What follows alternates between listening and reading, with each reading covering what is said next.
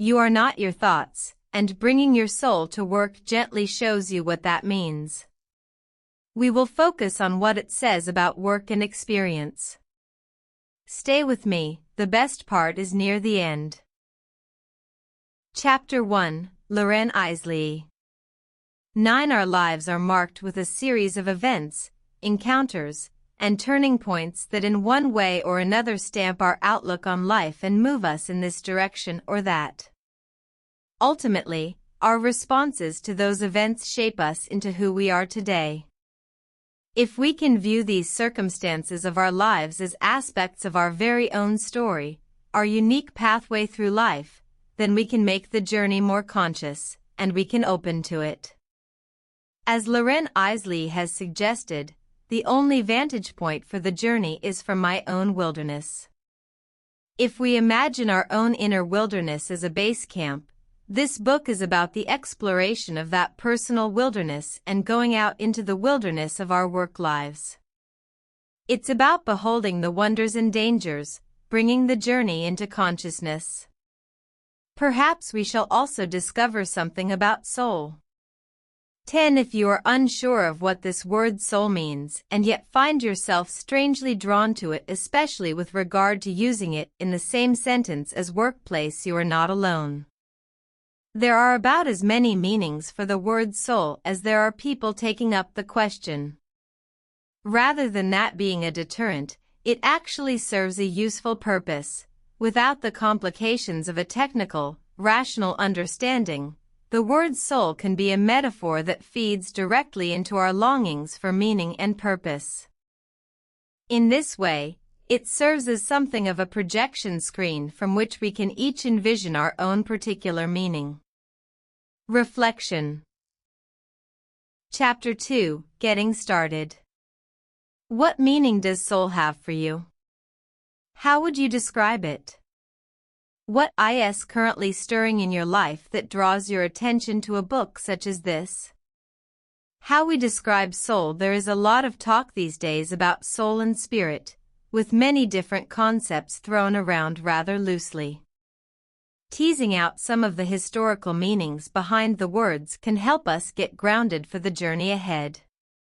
The meaning and context of the words themselves have crossed over into each other in different ways, at different times, and in different cultures. Our interest is not so much in distinguishing the use of one word from another historically as it is to clarify how we are using the word soul in this book. Accordingly, the following table highlights distinguishable themes for how the word soul has been used in the past, suggesting how, in this book, we might draw upon these meanings. 11-12 notable themes of soul relevant to our work here include the journey into the shadowy nature of our inner world, vitality and renewal, the union of opposites, and elements of transcendence.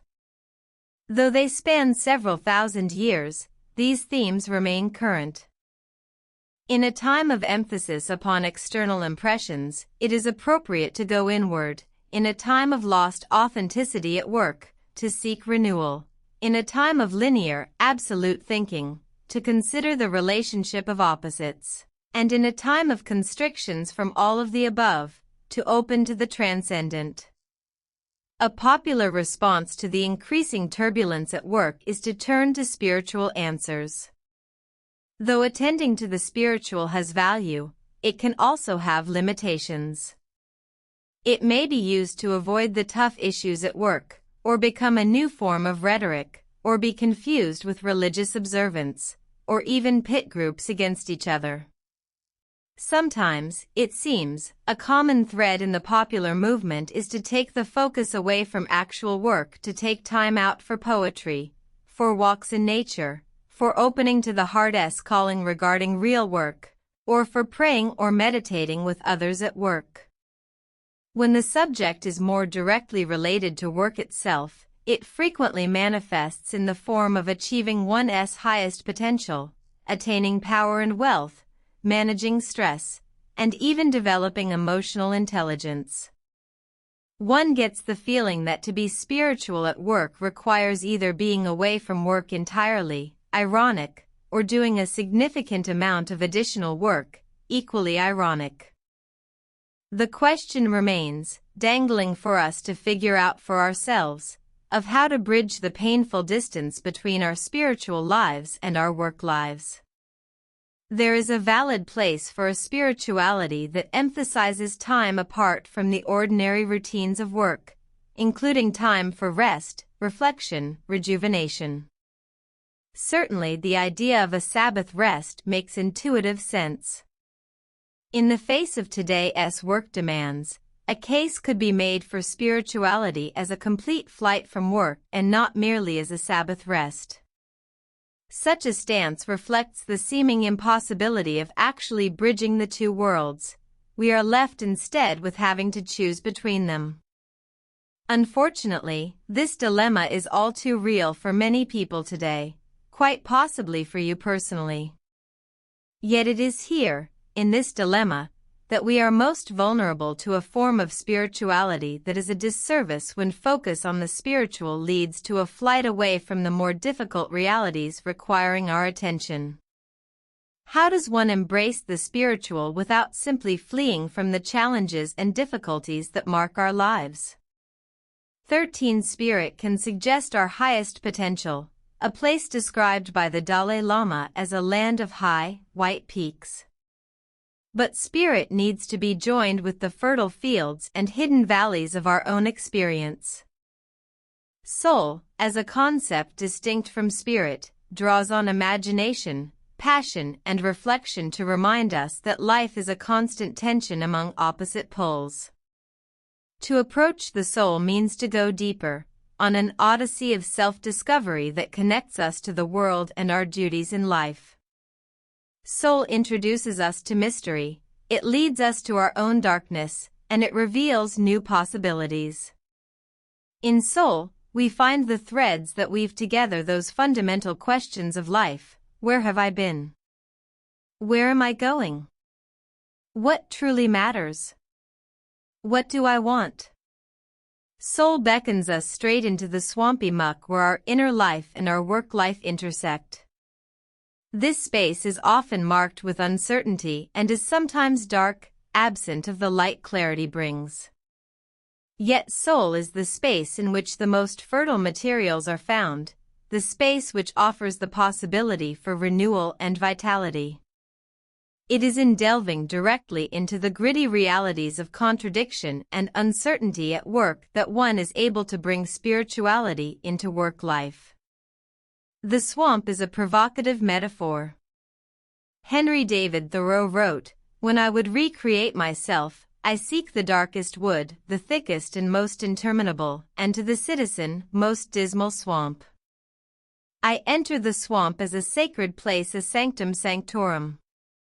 There is the strength, the marrow of nature." 3. Learning to hold the material and spiritual worlds together in creative tension is an act of courage and a form of love.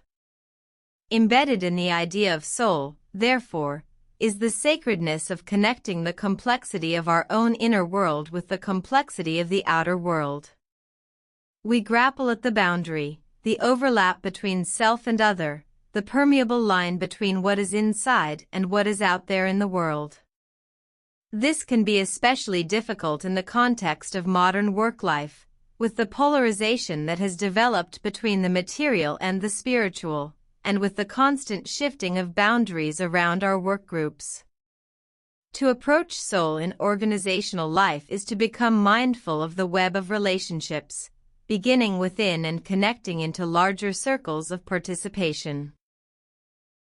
Chapter 3: The Mystery of Our Many Selves. When we speak of myself or me or I, we usually assume a singular voice. Yet it may be worth considering that there are many voices, many selves, inside each of us. The question, "Who am I?" is a surface question that masks a deep and interior territory. Poet and philosopher John O'Donohue wrote, "It is one of the unnoticed achievements of daily life to keep the wild complexity of your real identity so well hidden that most people never suspect the worlds that collide in your heart." For in literature, Virginia Woolf opened up new literary vistas by introducing to readers the wonder and beauty of characters revealed by their stream of consciousness and capacity for interior dialogue. And in the field of psychology, Carl Jung sought to demonstrate that we achieve wholeness through a personal relationship that develops among the different voices inside ourselves. Indeed, creativity and soul are intimately related to our capacity for this kind of introspection. When there becomes too great a discrepancy between the life we lead and the worlds that collide in our heart, we can experience life and work as flat and superficial. The pull to conform to a singular self and fit in are powerful forces within the work world.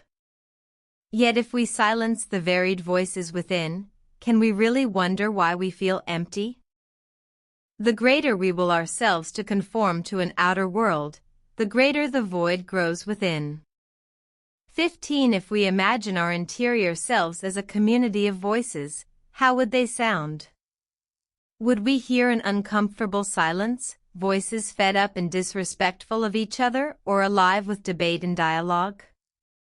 The invitation to attend to and learn about our many selves certainly carries a caution: fragmentation, internal civil war, an inability to please everyone. Yet beyond the battles lie the awe and satisfaction in discovering our own interior mystery. Reflection. Chapter 4. Checking our pulse. Is there a part of you that wants to take a kind of Sabbath rest from the issues in the workplace? Why? Is there a part of you that wants to flee entirely from a focus on work and turn your attention towards spiritual development or other matters? Is there a part of you that is willing to go into the muck, that fertile and creative space that can also be uncomfortable? The journey ahead. This book is about the journey inward and the search for outward, meaningful connection in our work. Inevitably, what we find affects us, so that the journey shifts, changes focus, beckons us to new directions. It is not linear. Though surprises can be frightening as well as enlightening, they are often the channels through which we catch glimpses of our deepest wilderness. The challenges of the workplace today provide many opportunities for making the journey real in our lives. The journey is about ownership of our inner world and the ways in which our inner world links outward. In those links, the spiritual and material coexist. Ownership makes possible the coming together of our spiritual lives and our work lives. 16. In the next chapters of this book, we will be gathering tools for the journey, initiating ourselves into the practice of seeing in new ways and exploring the many aspects of our multiplicity of selves. We do this by learning to approach the soul indirectly, while cultivating the skill of inward awareness. And we do it with an eye toward work, both how we understand ourselves in the context of work challenges and how we might bring more of our inner richness to bear on them. There is not as much wilderness out there as I wish there were. There is more inside than you think. Chapter 5. David Brower. 12 Historical Themes of Soul. Theme origins, examples: the underworld, depth, shadowy realities, connection to unconscious facets of ourselves. Early Greek, Homer's Odyssey, the necessity of journey into Hades. Carl Jung wrote, the dread and resistance which every natural human being experiences when it comes to delving too deeply into himself is, at bottom, the fear of the journey to Hades. 2. Soul as metaphor for our own personal odyssey, the journey into the darkness of our own underworld. Vitality, source of animation, essence, renewal, transmutation, and metamorphosis. Greek, Hindu, and American Indian stories. Latin root anima, animation, meant breath or soul. Greek word for soul, psyche, also meant butterfly, indicating its gentle nature, ability to take flight, capacity for metamorphosis. Soul as metaphor for what happens if we don't attend to our authentic selves. The deeper parts of our soul no longer animate us. The soul takes flight. Union of opposites, joining spirit and matter, light and dark aspects of the whole person, the rhythm and driving power in nature. Hebrew, African, Buddhist, and Taoist philosophy. Hebrew words Adamah, dust of the ground, Ruach, breath of life and spirit, and Nefesh, living soul, suggestion of living soul created by breathing divinity/spirit into what is fashioned out of the muck of the earth. Hebrew creation story implies the coming together of divinity and humanity, spirit and body. Soul as metaphor for coping with the contradictions and limitations of modern life, holding together the middle between the material and spiritual. Soul as a path to awakening and higher consciousness. Soul as an earthly form of divinity and the rhythm of life. Spark of the divine, qualities of supreme being, cosmic aspect to consciousness. Gnostic myths, indigenous traditions, Hindu and Christian beliefs. Creation story of light fragments hurtling through the universe and lodging as divine sparks within our souls. Transcendence, mystery of rebirth, reincarnation, patterns of the eternal, knowing beyond the physical. Philosophical source for questions of origin and destiny, the meaning of life. Soul as metaphor for being connected with something larger, a reminder that our lives are not our own. 17 Section ONE mapping the territory. 2 windows to the soul. 19 No one really knows what the soul is, but tremble forth it does and, just as mysteriously, shudders away again. Chapter 6 Phil Cousineau. Located in that transitional space between matter and spirit, between a concrete experience and its deeper meaning, soul can hardly be approached directly. Nor can we grasp soul in its entirety. Even if we could, the nature of soul is fluid, taking new form as our experiences change and our insights deepen. How, then, shall we attempt this journey into the soul, and how can we begin to understand soul in our work experience? In this chapter, we explore techniques for peering into the soul indirectly, each technique offering a unique vantage point. It is much like peering through the windows of a house into its various rooms. Each picture contributes toward an image of the whole interior of the house, but the person looking in knows that there are still areas not seen: the basement, the bathrooms, the closets, perhaps an inner library. The entirety of the house remains a mystery, yet one is able to have a fairly realistic perspective by stepping up to the house one window at a time. 20 But soul is more than just an inner world. It is a realm in which the interior of the individual and the outer world overlap. In this sense, we can think of the house as a metaphor for the soul, a place where we live in both a private and an interactive sense. This chapter introduces 3 of the many windows to the soul: the windows of our experience, of metaphor, and of fantasy. In each section, we will examine ways to take up the journey in the context of our work lives. The window of our experience. Mark was excited to join a large, prestigious consulting firm at the senior manager level, with the understanding that in 2 years he would be eligible for partnership. The partner who found him and hired him, Robert, had promised to personally groom him by making sure he got into the visible projects and high-level client meetings. Confident, smart, and energetic, Mark saw himself as having an opportunity to prove his savvy and instinct for tough business situations. Soon after joining the firm, Mark was given the lead on a project with major visibility. This would be just the proving ground that Mark needed. The first few weeks of the project went well, and just as Robert had promised, Mark was given free and frequent access to the senior leadership of the chemical conglomerate client. Several weeks into the project, Mark discovered a problem in their approach to the profit viability of a planned acquisition. Mark immediately spoke about the matter with Robert, who listened with concern and agreed to set up a meeting as soon as possible with the chief operating officer. The next day, Mark asked Robert about the meeting, and Robert stalled, suggesting that they may need more time to think about it internally on the consulting team. When nothing happened, Mark asked again and began to find Robert more resistant about setting up the meeting. Finally, Robert admitted that he thought it best that he, Robert, meet with the COO, lead partner to lead client, and that they had in fact arranged to have dinner that evening. Mark was not invited. 21 Disappointed but recognizing the sensitivity of the matter and still being new to the firm, Mark decided that there was little for him to do at the moment to challenge the situation. Over time, however, Mark found that he was regularly left out of the critical meetings and that approaching Robert about it seemed to create more difficulty.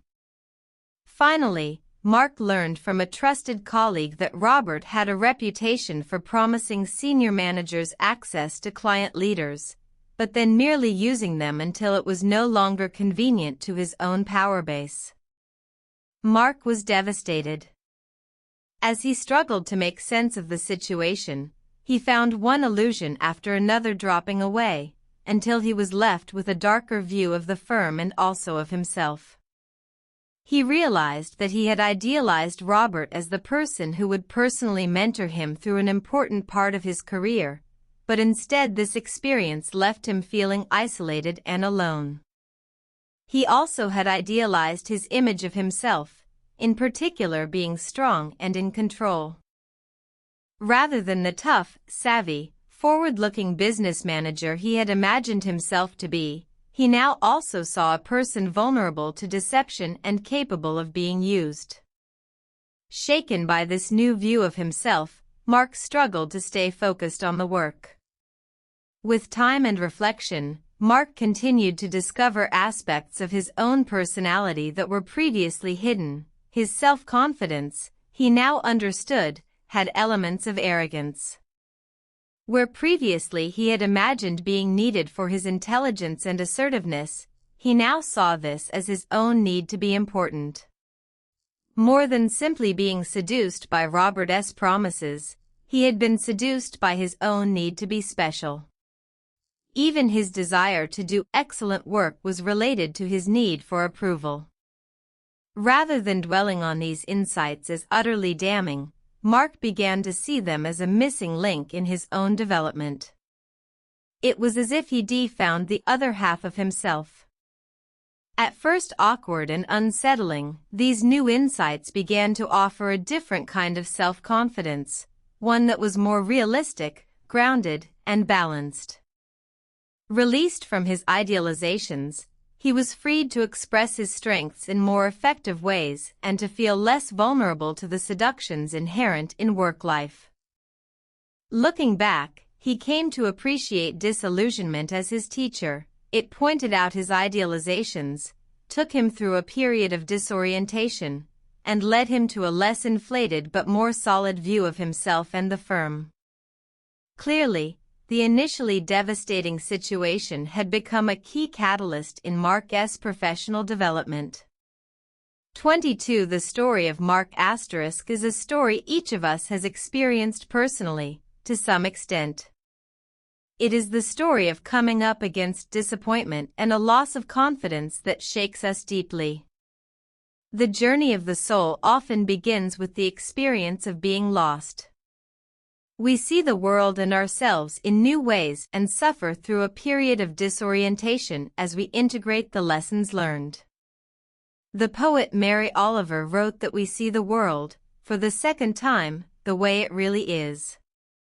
Her words suggest the importance of reflection on experience as a means of stripping away pretense and being freed from attitudes that distort our ability to engage life as it really is. Although rarely comfortable at the time, emotions such as disappointment and insecurity act as teachers, freeing us to reorder our world, both internally and externally. Application. Chapter 7. Reflecting on our experience. The skill of working with experience includes the capacity to suspend judgment, to take up more of an observer role, and to limit simple good-bad, right-wrong reactions to what we think and feel. In this three-part application, you'll have an opportunity to examine, as Mark did, the meaning of an important experience in your life. The first glimpse through this window of reflection is an attempt to recapture the experience fully, in your memory and emotion. Think back to a time when you were presented with a challenge that troubled you and influenced the direction of your life, preferably a difficult work situation, something imposed upon you, not of your own choosing. Think back to the experience, to that initial point where you were jostled out of the comfort zone. Take a moment to remember it, to reflect on what that experience was like for you at the time, and then take your time as you move through the questions below. Writing your answers in your journal will help to make this a more concrete experience for you. 23. How did the challenge first present itself, or what made you realize that this was a challenge? Examples: I was asked to relocate, or I had a poor performance review, or someone at work didn't want to work with me. What did you experience when confronted with this challenge? Examples: I felt angry, or I felt confused, invisible, inadequate. Who were the key players in this challenge? For each one, what did that person actually say or do that was significant to your experience? Examples: Karen, a colleague, said she agreed with me but complained to John later. Bill, my boss, withheld information. Steve, a dotted line boss, supported me publicly but blamed the implementation problems on my managerial style. How did you feel about each person? Try to identify the emotions you experienced, not just your thoughts or analysis. Examples: I felt angry that I'd been duped by Karen, hurt, betrayed. How did you feel about yourself, going through this challenge? Apart from how you felt about the challenge or about others involved, what emotions did you have about you? Examples: I felt fragile, worried, uncomfortable. Pause to take in the experience as you felt it, as this challenge was coming on. Let your mind go wherever it wants to go. Is there more that is important to remember? 24. Was it difficult to bring the memories back to awareness? Reflecting on what it was like to move through this application, do you detect openness, defensiveness, justification, curiosity? The second part of this application takes us to the vantage point of how this difficult experience affected your life. Mark identified several insights that changed how he viewed himself and the world in which he worked. Moving the story forward, pause to consider the point at which you felt circumstances to be more or less resolved. Perhaps you'd settled on a new course, a new direction, something had shifted. When you're ready, consider the next set of questions. What is the nature of the impact that this challenge had on your work and on your life? How was the direction of your career and/or your life influenced? In meeting the challenge presented to you, what did you discover about yourself in the process? What is different about you now, as a result of going through this challenge? Would the same circumstances be so challenging today? What feelings toward yourself do you have now, in reflecting on how the challenge has influenced your development? Examining an experience or event in terms of its meaning for us enables us to fold it into our life story. Much more valuable to us than the rude disruption that may have defined our initial experience, it becomes woven into the fabric of our journey. This final part of the application focuses on gathering the scattered pieces of our experience and folding them into our story. 25. Holding on to the discoveries you've identified, rewind the tape of your story back to the beginning again. Remembering both the difficulty of the experience as it happened and the consequent discoveries that influenced your life, consider the following. If you could change the course of events, would you erase the entire story? That means, of course, giving up what you have discovered about yourself and life as well as giving up the difficulties of the challenge. Would you trade them both in? Why or why not? Who or what were your teachers in this story? Who or what provoked your learning? Example: disillusionment was a teacher for Mark. Robert's behavior and Mark's own loss of confidence had led to his learning. Given your answers to the two questions above, how would you summarize the meaning that this experience has had for you? That is, how does it fit into the story of your life? What are your feelings toward the totality of your experience at this point? Chapter 8, on remembering our experience. The world we live in is fragmented, and there is constant pressure upon us to not be a certain way, or to not think a certain way. As we succumb to this pressure to tone down our feelings or discount our experience, we lose pieces of who we are, and we lose our experience of ourselves. By reflecting on our experience, we are gathering back the pieces that have been cast aside, dismembered. Thus we honor our experience, remembering who we are. The window of metaphor enables the evocative language of soul, using images in one figure of speech to describe new and deeper ways of understanding experience. Meaning in a physical event is extended beyond just the event itself. Shakespeare wrote, "All the world's a stage, and all the men and women merely players. They all have their exits and their entrances." He captured in a physical image the notion that individual lives unfold against a larger, shared experience of human development. In this chapter, we use window as a metaphor for viewing something that is not out in the open for direct view but, rather, is inside, hidden in partial darkness, personal, mysterious. Metaphor and analogy allow us to see indirectly into what may be initially invisible, to leapfrog from the known to the unknown and back again to stumble into new meanings that we might not ordinarily think about. 26 Cheryl S. story at 7:30 in the morning on New Year's Day. I looked out from my third floor, Southern California apartment across the marina to see an old man lazily crisscrossing the channel in a small, homemade-looking sailboat. I found this to be a rather curious sight, wondering who would be doing such a thing at that hour of the morning on that particular day. Then I found myself wondering whether he'd stayed up all night and was starting off the new year in this way with any sort of intentional significance, or whether he just had nothing better to do and couldn't sleep. I started wondering about his life, whether he'd built the boat, what he was thinking about. Finally, my awareness turned to how intrigued, even moved I was by this real-life image. There must be something here for me, I thought.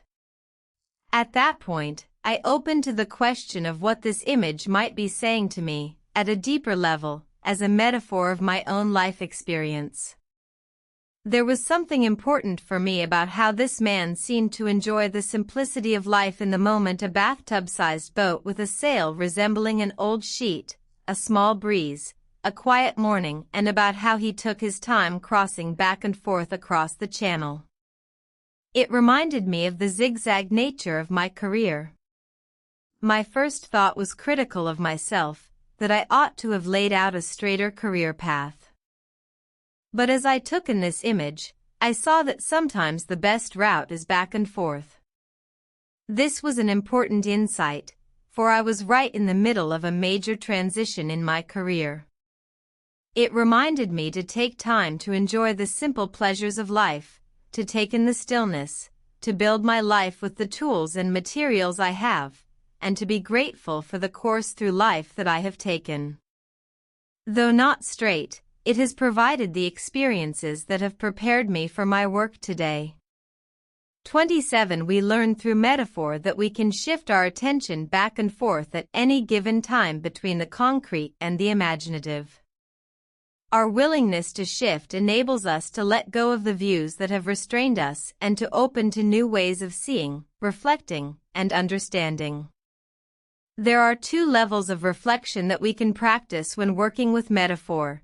The first level is to practice creating the metaphors themselves, in which we associate what we see concretely with new meanings.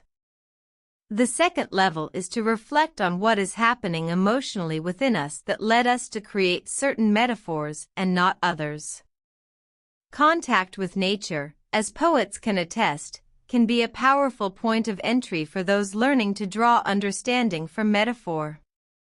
Alan S. story: when walking on the beach, I often cannot help but think about what I see in terms of what I'm experiencing in my life. If I'm in a mode of deep thought, I might consider the unfathomable nature of the ocean, its depths, the vastness of what is unknown, the richness of its mystery and life, and I feel awe and wonder.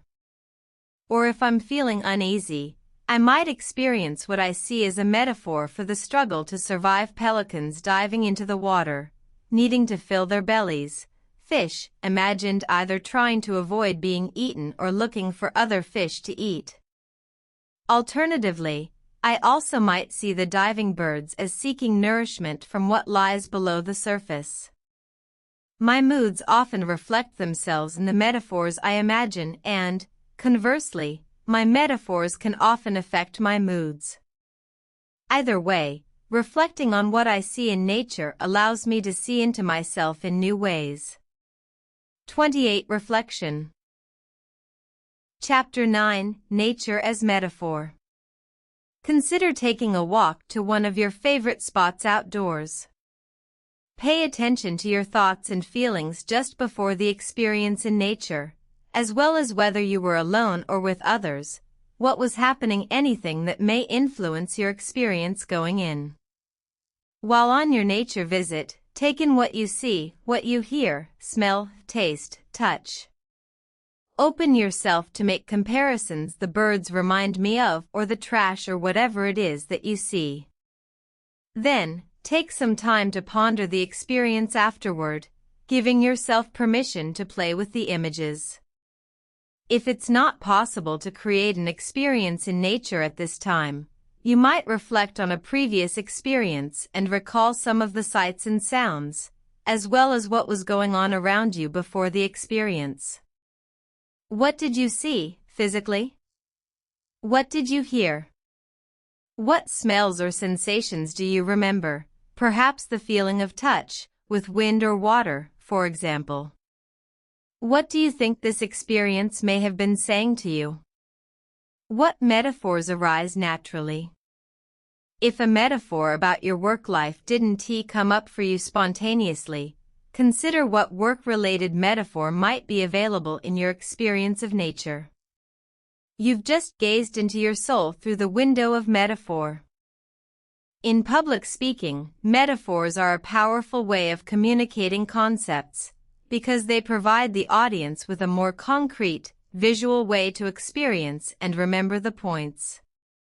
In soul work, the experience is less concrete, our inner complexity shifting in and out of focus.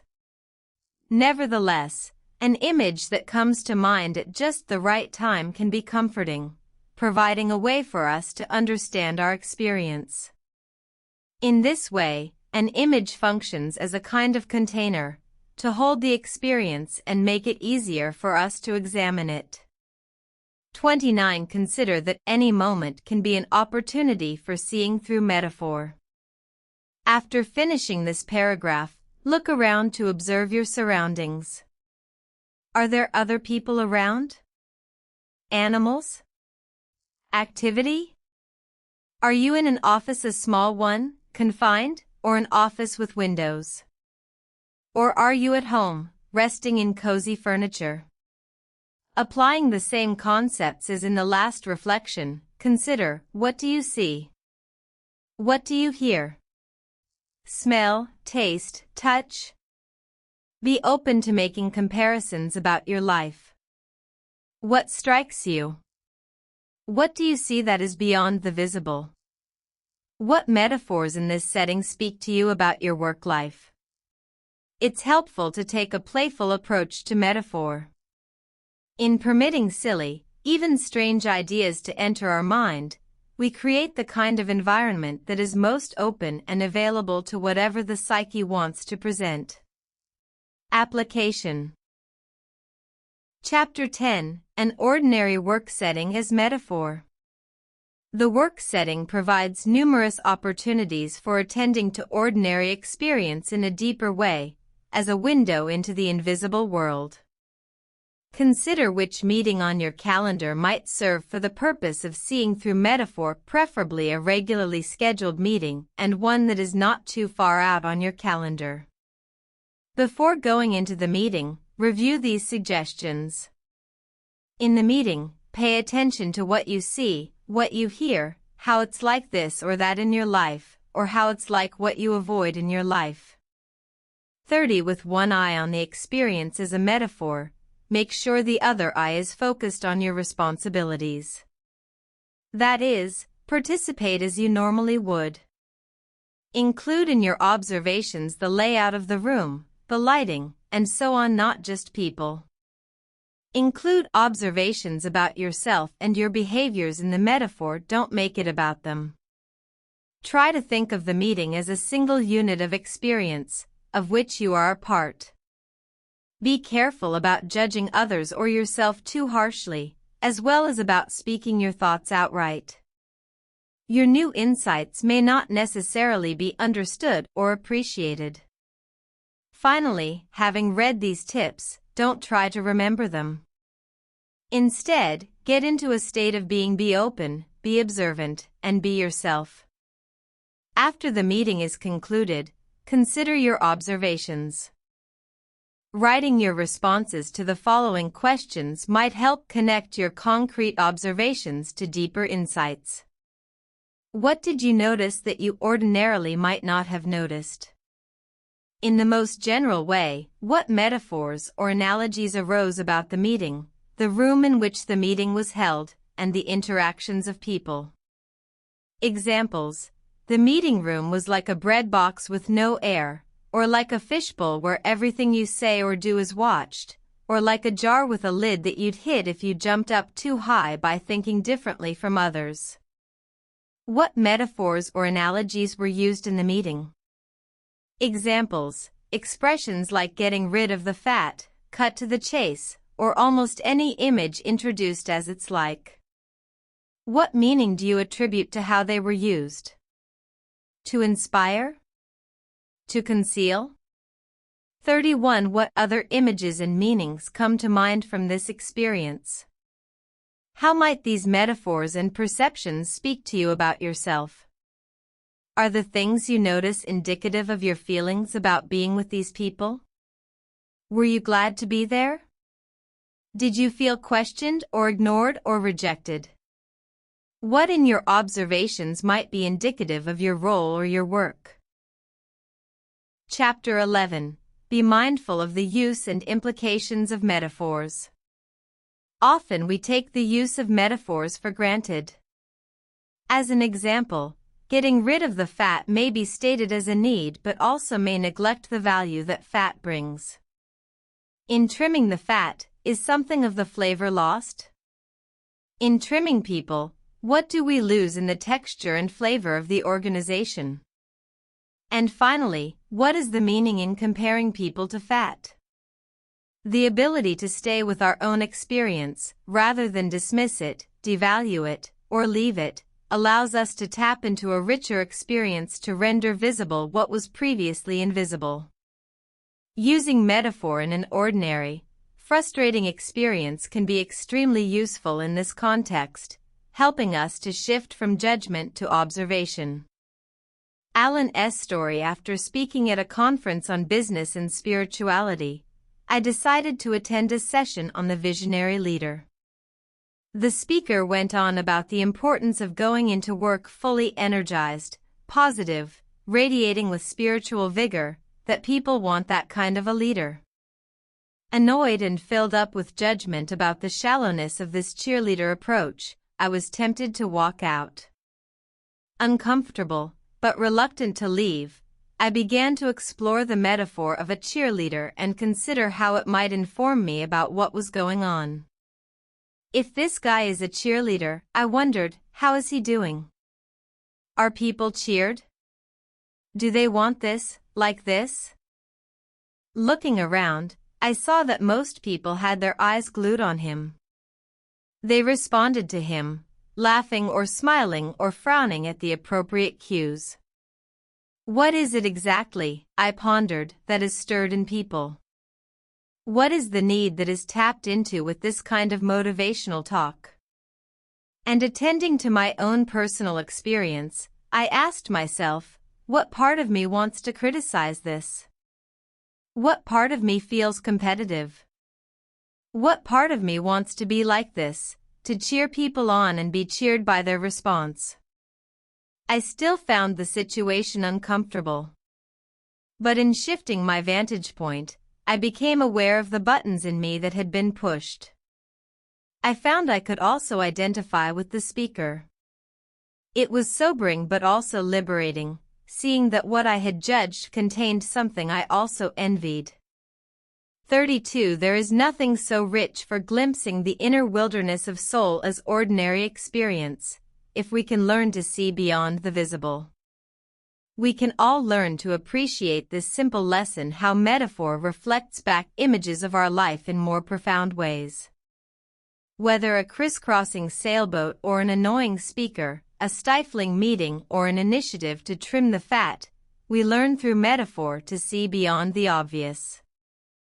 And once alert to metaphors and their power, we begin to notice them more and can draw on them to help us navigate our journey in work life.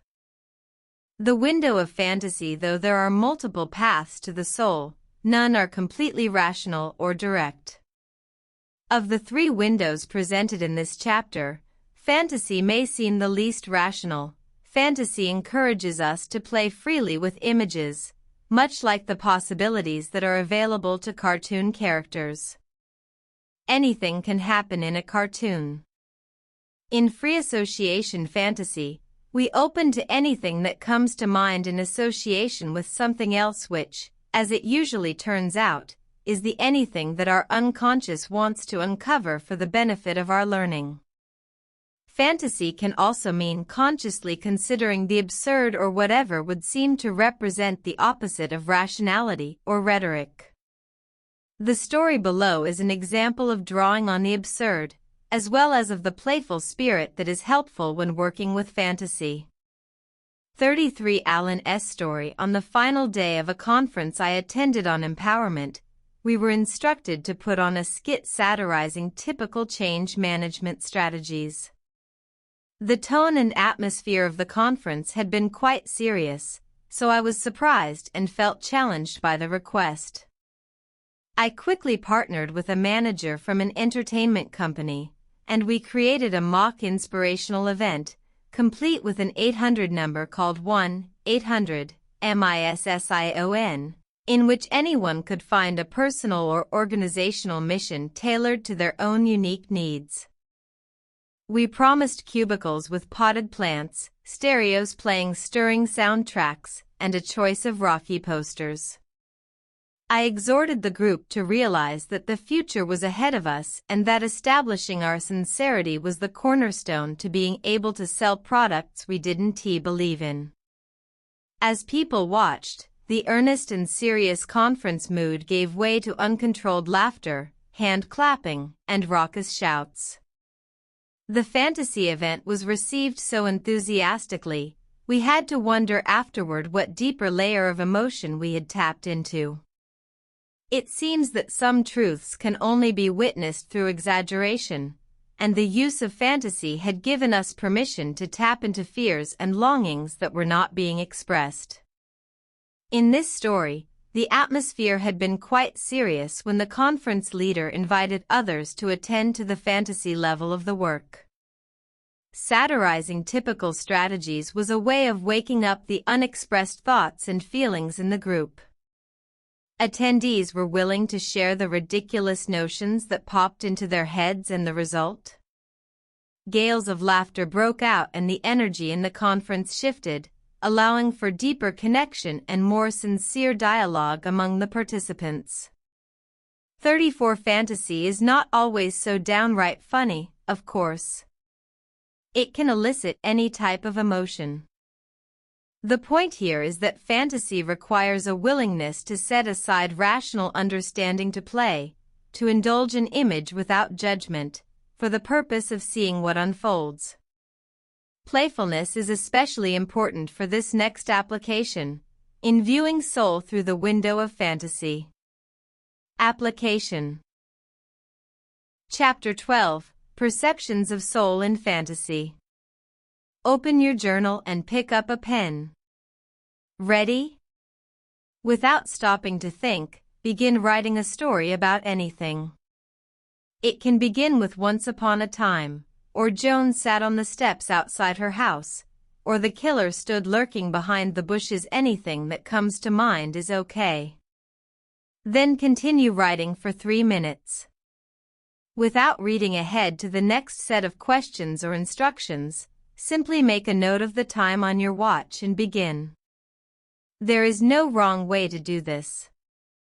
Write your 3-minute story before reading ahead.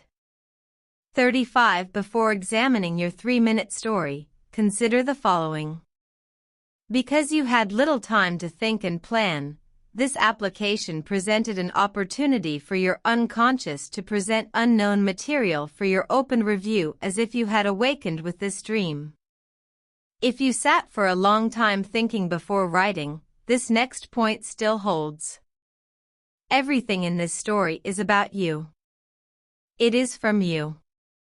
It is all your material, whether you recognize it consciously or not, whether you were a character in the story or not, whether you like it or not, it doesn't matter, it's all you. If it weren't you, you would not have thought of it. Simple as that. Dreams work the same way. To illustrate, let us just say you had written a story about terrorists invading the Ukraine, killing children and stealing nuclear warheads. Here are a few questions you might ask of yourself. What part of you feels invaded, terrorized? What part of you feels foreign, perhaps powerful but distant or dangerous? What child part of you might be in danger, or what might you be killing off within yourself? What part of you wants to take control, take action? What were the ultimate motives of the terrorists? Did they intend to destroy the world or to protect the warheads from others who did? Even though you may have made up that story in a flash and you're not a character in it, there is clearly a wealth of soul material available about you through this window of fantasy, even about what it might mean that you're not a character in it. Whatever your 3-minute story, therefore, you can be certain that it is all about you and that there are gifts waiting. If you are feeling some anxiety at this point, that is very normal. It usually comes from fear of the unknown, fear of meeting up with parts of ourselves that we dislike, or parts that we have not even allowed ourselves to admit exist. Yet we know enough to react in fear. Most often, we dislike or fear these parts because we do not really know them. With familiarity, we recognize their value. These are elements of our shadow, the subject of future chapters. It is our wilderness. By definition, it is wild and unknown, therefore possibly terrifying. 36 Examining these parts is a kind of taming process. For now, try to approach any feared elements in a spirit of inquisitiveness. Usually we are able to understand what has been hidden only one piece at a time, other pieces remaining a mystery. What is ready to be known is often what shows up through images and dreams. What we are not ready for will remain hidden, appearing when we are ready to digest it. The psyche is wonderful that way, offering up a steady stream of gifts for integration into our consciousness, one gift at a time. You are now ready to play the role of observer to the story you have spontaneously created. The objectivity of the observer role will help keep you honest about which aspects of the story to consider. It may not always be comfortable, but this part of our work is crucial. The ability to take up an observer role is central to the task of soul work. Without it, one can easily become disoriented in that transitional space, which is much like the shifting nature of sand between water and land. You've had some practice in examining yourself through the windows of experience and metaphor, so you may already know which questions you want to pose. Make a list in your journal of 6 or 7 questions you could ask about your own story. If you are not sure which questions to ask, the sample questions in the second bullet above might give you some ideas. Even though you are practicing your role as observer, try to answer these questions from inside the story. That simply means we're using both thought and feeling. The questions are about you. Allow them to affect you. Feel the images in the story as parts of you. Feel the anger, the fear, the poignancy, the peace, whatever is there. Experience the subtleties of which questions have more meaning, and allow other questions and associations to emerge. The observer role helps you to stay honest in examining your experience, to ensure that what's important surfaces.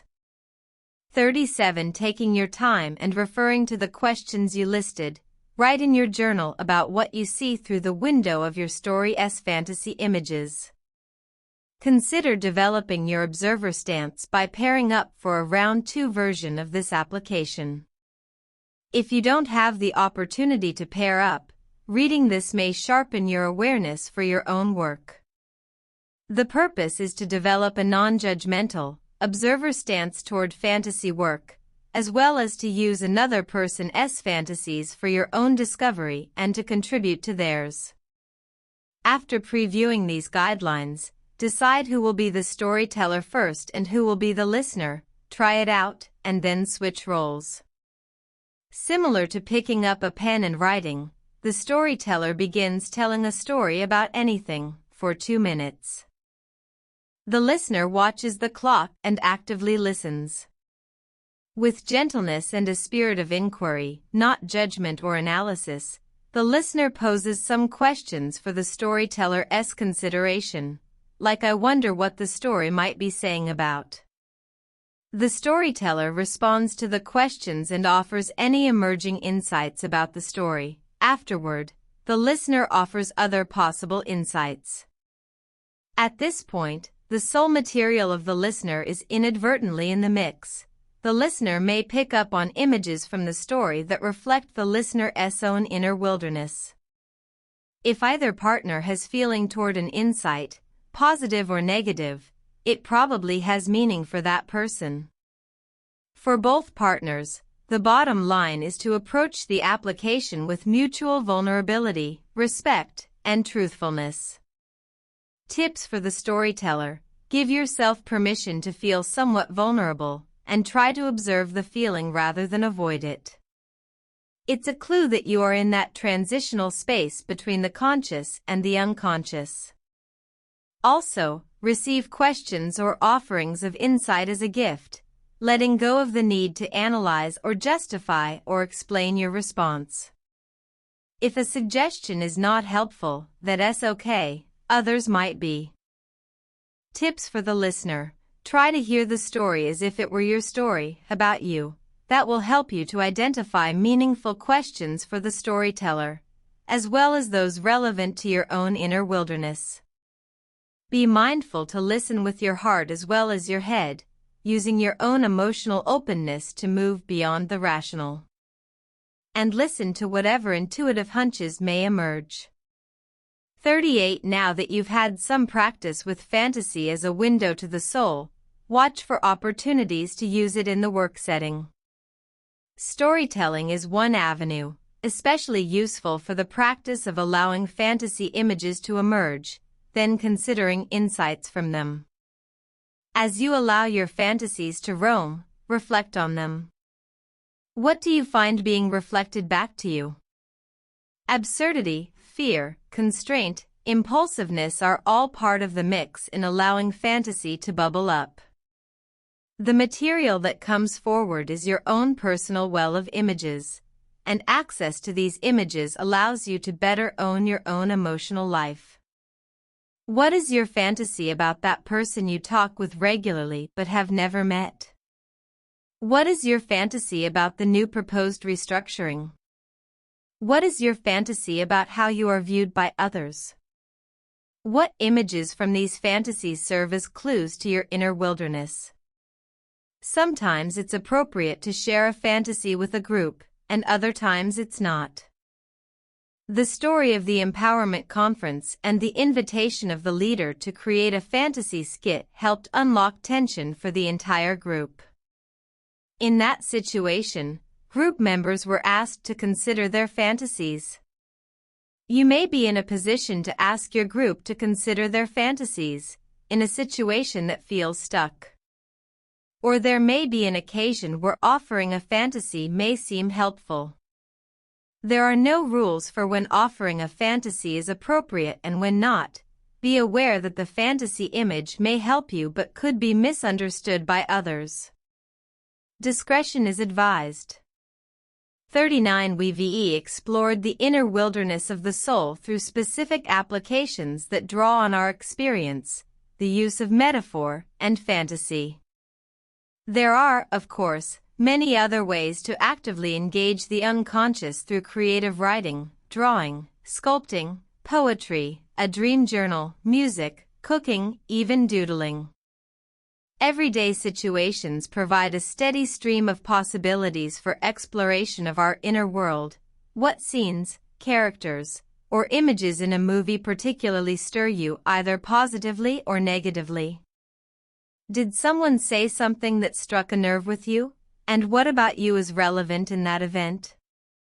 Were you angered, moved, or entertained by something you saw on the way to lunch?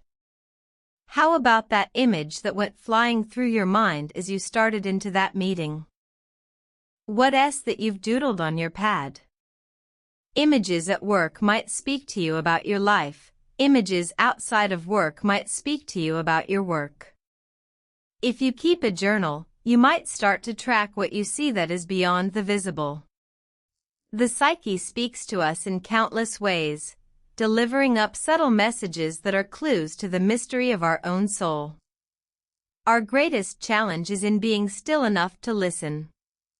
Based on real people and actual incidents, cases in this book are sometimes composites, with elements of the story changed for reasons of confidentiality. 3 Soul is a chorus of inner voices. How queer to have so many selves. How bewildering. Chapter 13, Virginia Woolf. 41 In the 1920s, English fiction writer Virginia Woolf made a major contribution toward understanding the structure of the personality through her technique of character development. Moving beyond dialogue between people, Woolf brought forward the dialogue within oneself as a way to reveal the inner complexity of a character. Through stream of consciousness, the reader could listen in on the protagonist's interior dialogue. Thus the story shifts to an inner drama, played out among the character's multiplicity of selves. Woolf's appeal, no doubt, stemmed from her readers' recognition of these different aspects within themselves, if not quite the same, similar in their complexity and juxtapositioning. At the time, the popular view of the personality was that of a single, dominant self, an individual who by will could control himself or herself. Woolf and others introduced the idea of many selves, whose voices sometimes harmonize and other times conflict. 42 In the previous chapter, we used applications to show how using our experience, metaphor, and fantasy can be avenues for identifying and exploring the inner feelings and images that make up who we are. Awareness of how these forces tend to operate in our lives puts us in a better position from which to choose. That is, as we become more aware of what is contained in our inner wilderness, we are better able to bring more of who we are to a particular situation. And that capacity is especially useful for navigating through critical work situations and decisions. In this chapter, we extend that awareness to the idea that familiarity with the multiplicity of selves within nourishes our soul. Learning to recognize and call up a particular voice for a particular occasion is a skill that serves as a focus for the chapter. Identifying our multiple selves feelings are key in locating our multiple selves. As a signal function, they point us to the most charged and dynamic elements within. Following the feeling of guilt, for example, could lead us to internal images of authority figures, such as parents, priests, teachers, and all those who have held power over us. We might even imagine these internal figures as speaking particular words: "Steve, you should have followed through on that," with a particular tone, and possibly even a certain posture. As we practice using our feelings to see into the various parts of ourselves, we can learn to observe them in dynamic relation to each other. Which feelings tend to dominate? Which are given the most permission, and which are least allowed? How do they conflict with each other? These questions point to the ways in which feelings, as specific aspects of ourselves, can drive our decisions and responses in life. They compete for attention, causing internal conflict and sometimes wreaking havoc when they are not recognized.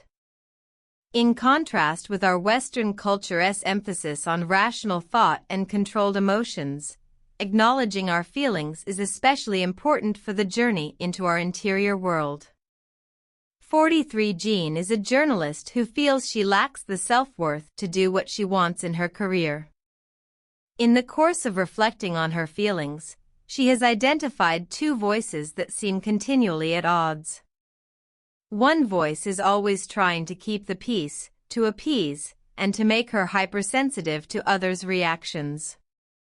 The second voice is judgmental, alternately angry or critical of others and herself. This voice tends to discount her efforts and dismiss her coworkers. In vying for her attention, these voices often leave her feeling too accommodating of abuse or overly hostile to others. She alternates between being the good girl and taking the fight stance, "let us get it on." In having to come to terms with these voices, she named the good girl Generous Jeannie and the angry voice Judgmental Jean. Generous Jeannie is always trying to restrain her opposite instinct, which is to tell people to screw off, and Judgmental Jean is always trying to admonish her more adaptive side by bitterly putting that side of herself down. No wonder, Jean tells a friend, that I can't get anywhere. In seeking to understand each voice better, Jean has discovered that her anger masks feelings of grieving and sadness, and her more accommodating side masks fear of abandonment and a need for approval. But she also has become aware that each voice has been necessary for her survival. A victim of an abusive childhood, Jean sees that the combination of anger and appeasement has allowed her to keep overcoming obstacles but to still conform enough to fit into society and make a living. When we don't allow a particular feeling to be consciously expressed in our lives, it is likely to express itself anyway in an unconscious manner, often with unfortunate consequences. For Jean, that meant an internal war that immobilized her. For others, it could mean exploding suddenly in a temper tantrum over something inconsequential. Or it could mean driving ourselves relentlessly, unobservant of our needs, until we finally become sick for 3 weeks. We are often surprised at such occurrences, whether merely annoying or truly disastrous.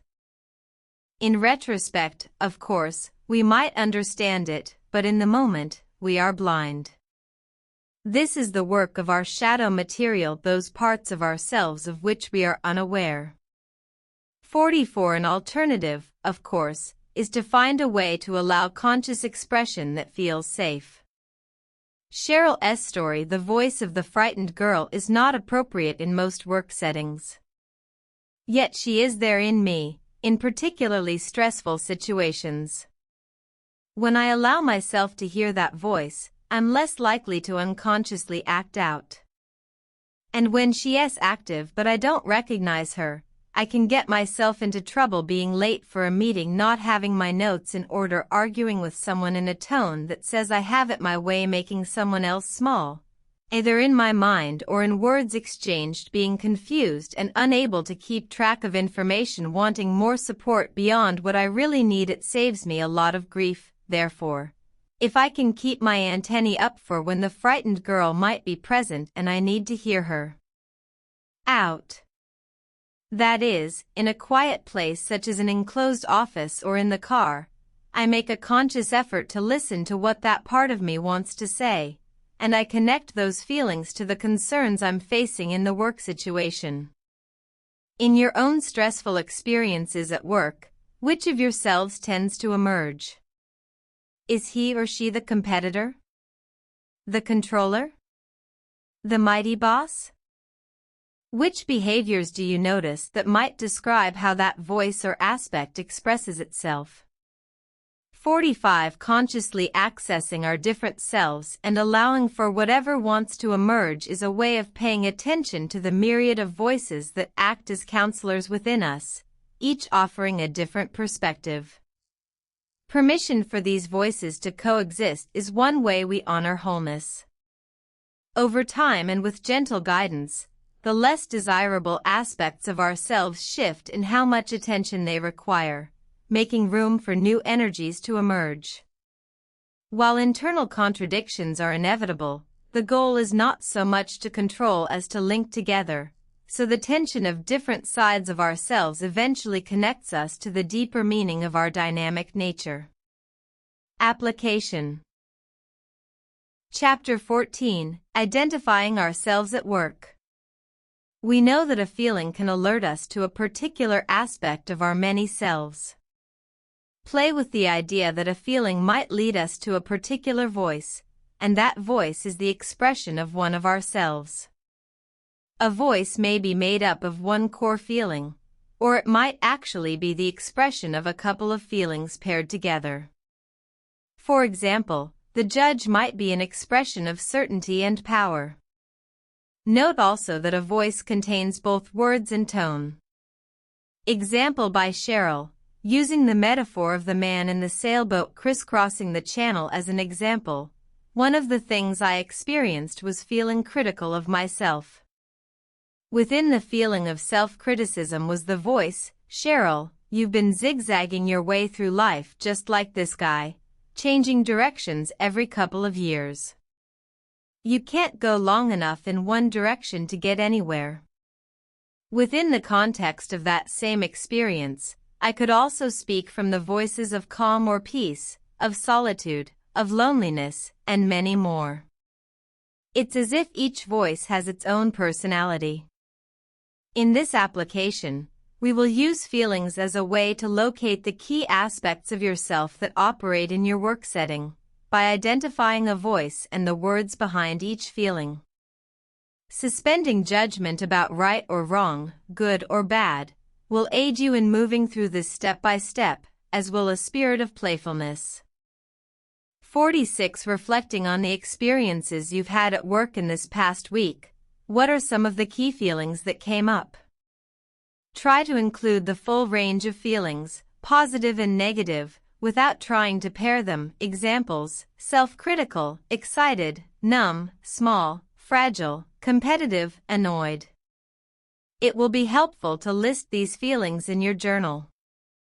Which feelings are the strongest? Which the most frightening? Note 4 or 5 key feelings and any 2 that seem part of the same experience. Example: small and fragile might come from the same experience, of the child within. Identify one feeling pair that might be good to start with. Pause for your selection. Imagine that, for right now, you are only that feeling. By allowing yourself to shift into that feeling completely, you are bringing it from the past into immediate experience. Listen for the words and tone associated with that feeling, that is, its voice. Imagining how the voice would sound, what are the words which seem to express the feeling? Example, competitive sounds like, "Why should he represent us at that conference? I'm the one that mobilized this project, and I know what's going on. Janet trusts me with this stuff more than him. He dropped the ball." In your journal, you will want to write, feeling, sounds like underscore underscore underscore underscore underscore underscore underscore underscore underscore underscore underscore underscore underscore. Shifting out of the last feeling and choosing another, allow yourself to shift again to the immediate experience of this second feeling. Repeat this process as many times as you wish, taking the time to get into the new feeling completely. In the voice behind each feeling, write in your journal the words associated with the feeling. 47. Look over the feelings you've chosen to work with and the words associated with them. Be mindful of the whole pattern of associations: feelings, words, tone of voice, physical image. Now try to give a name to the part of yourself associated with each feeling, voice, image. Examples: the competitor, the controller, the frightened girl, the mighty boss, the judge, the cynic, the critic. These are, essentially, the selves you have identified as active within you in the context of your work. Do you recognize them? This technique for identifying active aspects of ourselves through feeling, voice, and descriptions, for example, the competitor, awakens a regard for our inner complexity. Who within us is most active at any given moment? In the first 10 minutes of waking up? In a frustrating encounter? In the midst of a boring presentation? We may discover that there are many feelings and voices that can be identified, many indeed, a plethora of voices and energies that respond to the question, "Who am I?" As you are discovering the different voices within you, it may be helpful to keep a few points in mind. The different aspects of our multiple selves are there, whether or not we consciously allow them to have voice. Acknowledging all of these aspects of ourselves puts us in a better position to choose them intentionally. The awareness helps us to see how we're pulled, and that allows us to act from greater awareness, decisiveness, and commitment. Each voice has something positive to contribute, and this is related to its reason for existence in the first place. For example, a self-critical voice may have helped you with some important accomplishments in building your career. 48. The wish to not allow a voice is a form of self-annihilation. Not listening for the minority selves that are part of you means, simply, that not enough of you is fully available. By consciously giving voice to an aspect of ourselves that can be self-destructive, we are practicing the art of self-appreciation. For example, giving space for the self-critical voice to speak allows us to get to know it better. We understand it. We know when it is present. Sometimes it may be important to tell it to pipe down, or at least to wait. We try to acknowledge the good that the voice brings, like attention to quality when that is important. The voice may be destructive if allowed to take over. But in knowing the voice, it is somehow tamed. See the story of the Little Prince in the next section. Any voice, seemingly positive or negative, can be destructive if allowed to go unchecked. Example by Cheryl. There is a creative part of me, my creative woman, I call her. She brings out some wonderful, powerful feelings related to my deepest potentials. If left unchecked, however, she can wreak havoc of living by future ideals without pragmatism for today. I may have a lot of fun listening to that voice only, and I might also starve. Working with our multiple selves in the story of the Little Prince, a fairy tale for adults, the prince comes upon a fox and invites it to play with him. I cannot play with you, the fox says. I am not tamed. The prince asks him several times what that means, and finally the fox responds, "It means to establish ties. To me, you are still nothing more than a little boy who is just like 100,000 other little boys. And I have no need of you. And you, on your part, have no need of me. But if you tame me, then we shall need each other. If you tame me, I shall know the sound of a step that will be different from all the others. Other steps send me hurrying back underneath the ground. Yours will call me, like music, out of my burrow." 49 Then the fox asks the prince to tame him, and the prince declines, "I want to very much, but I have not much time. I have friends to discover, and a great many things to understand." To this, the fox replies, "One only understands the things that one tames." Finally, the little prince asks what he must do to tame the fox, and the fox instructs him, "You must be very patient. First you will sit down at a little distance from me. But you will sit a little closer to me, every day. If we are only willing and take the time, we discover that the uncomfortable parts of ourselves are perhaps not so threatening." Getting to know these different aspects is similar to taming what is wild within us, not so much in the sense of subjugating, which is often how we try to manage those parts of ourselves that we don't like, but taming in the sense of allowing space for familiarity and appreciation. We are developing a relationship to our inner world, a relationship that opens to the fullness of who we are and that leads to ever new discoveries. A good example of this is Jean, the journalist in our earlier story, who found herself stymied between two competing parts of herself.